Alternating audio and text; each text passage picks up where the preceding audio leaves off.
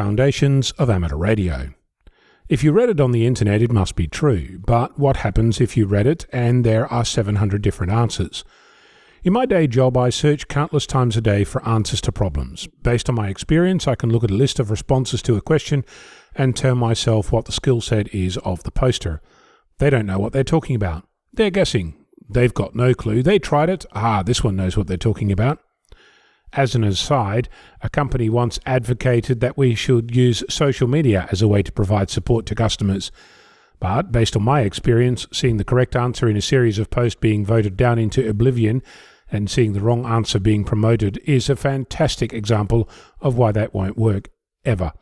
Infinite monkeys with typewriters might eventually write Shakespeare, but it will take an infinite amount of time, and before they succeed, there'll be a whole lot of rubbish. When I started researching magnetic loop antennas several years ago, I went through the same process, search for answers online.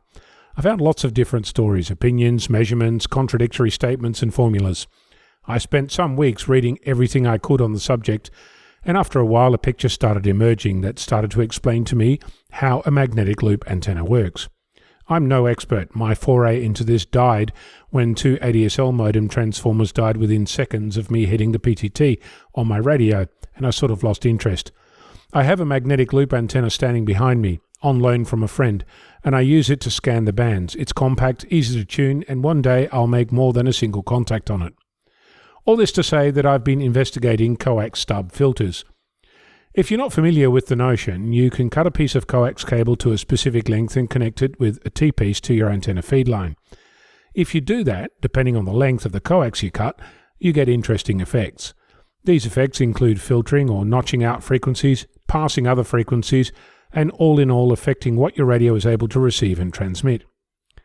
If you've never set up your radio with some friends nearby for a field day, a contest or a campout, you might be surprised to learn that even across the space of a field or a caravan park, you'll be able to hear the other station, even if they're not on the same band. You might hear their actual voice, or more likely you'll hear all manner of overload sounds that essentially show up as noise, blocking out the station you're really trying to hear and work. Of course, the reverse is also true. When you're transmitting, your friend is hearing the same horrible gunk coming out of your radio. One of the ways that you can manage this is to set up filters, either notch filters, which reduce the strength of undesired transmissions, or pass filters, which only allow certain frequencies to get to your radio. Combining these will make your life much easier.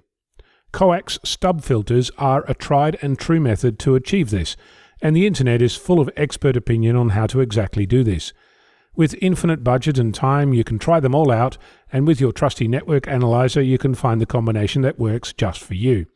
But in the real world, you have a limited amount of coax money, and your lottery winning didn't cover that network analyzer. I started this process in earnest 2 or so weeks ago, and frankly, I'm no closer now than I was then. I'm still in the reading article stages. I think I'd like to create 2 sets of bandpass filters and connect each set to a radio. If I'm on 10 meters, I set my radio to use the 10-meter band pass and set the other radio to use a pass filter for their band. I figure between the 2 of them, I have something that resembles what I'm looking for. If wishing made it so. To make matters more interesting, I have 2 rolls of quad shield RG6 coax left over from my days climbing roofs and installing satellite dishes for broadband internet in the bush. If you're familiar with that, you already know that this is 75 ohm coax. Of course, none of the documentation I've been reading even talks about using 75 ohm coax. I like it because it's strong, low loss, and I have loads of it. I've been reading everything I can get my hands on. Friends have been sending me emails with copies of hand-scribbled notes written by a guy 30 years ago with the magic combination. I have several of these, all different. This morning I came across some electrical circuits that purport to do the same thing with a handful of components. One thing I do know, if the internet has 1,000 answers on how to do something, no one really knows. Or one of them does, and it's buried among the not yet completed copies of the works of Shakespeare, written by monkeys. I'm Ono, Victor Kilo 6, Foxtrot Lima Alpha Bravo.